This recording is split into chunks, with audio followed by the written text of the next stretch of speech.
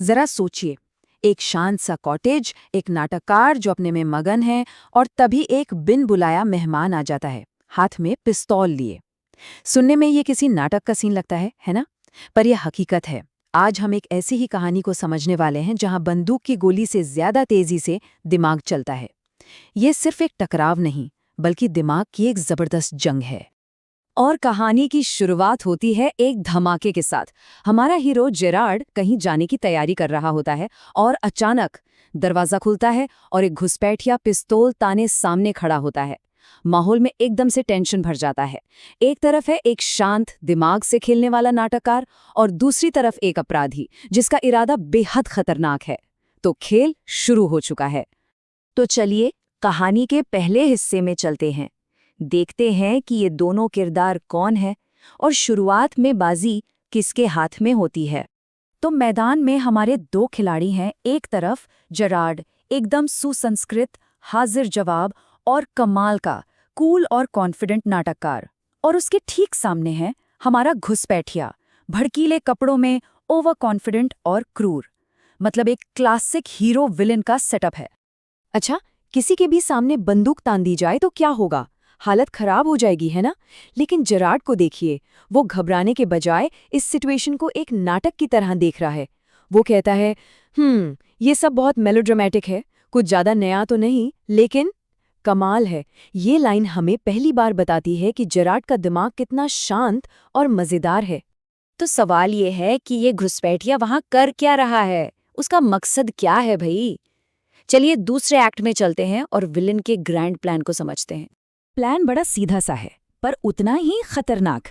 घुसपैठिया एक पुलिस वाले का मर्डर करके भाग रहा है और अब वो जेरार्ड को मारकर उसकी पहचान यानी विंसेंट चार्ल्स जेरार्ड की पहचान लेकर जीना चाहता है। उसे लगता है कि जेरार्ड की ये रहस्यमयी और अकेली जिंदगी पुलिस से छिपने के लिए बिल्कुल परफेक्ट है। यहाँ घुसपैठिए का घमंड तो देखिए, वो खुद को बहुत ज्यादा ही चालाक समझता है। उसका मानना है कि उसके पास दिमाग है और वो उसका इस्तेमाल करता है। लेकिन जैसा कि हम आगे देखेंगे, यही ओवर कॉन्फिडेंस उसकी सबसे बड़ी कमजोरी बन जाता है। अब फिर आता है घुसपैठिए का बड़ा सरप्राइज। कोई लंबी चौड़ी कहानी नहीं, कोई घुमा फिराकर धमकी नहीं, बस एक सीधी सी डरावनी बात, मैं तुम्हें जान से मारने वाला हूं। कभी कभी सीधी बातें ही सबसे ज्यादा खौफनाक होती हैं। घुसपैठिए के पास अब खोने को कुछ भी नहीं है। वो पहले से ही एक मर्डर केस में वांटेड है और उसका लॉजिक एकदम ठंडा और क्रूर है। मुझे 2 बार तो फांसी दे नहीं सकते। इस एक लाइन के बाद जेरार्ड के लिए खतरा कई गुना बढ़ जाता है।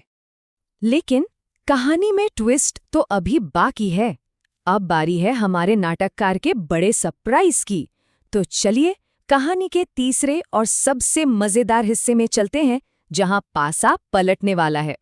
घुसपैठिए को लगा कि उसने सब कुछ सोच लिया है, उसका प्लान फूल प्रूफ है। पर क्या हो अगर उसने पहचान चुराने के लिए गलत आदमी चुन लिया हो? बस यही एक सवाल अब पूरी कहानी का रुख बदलने वाला है। और ये वो लाइन है जो सब कुछ बदल देती है।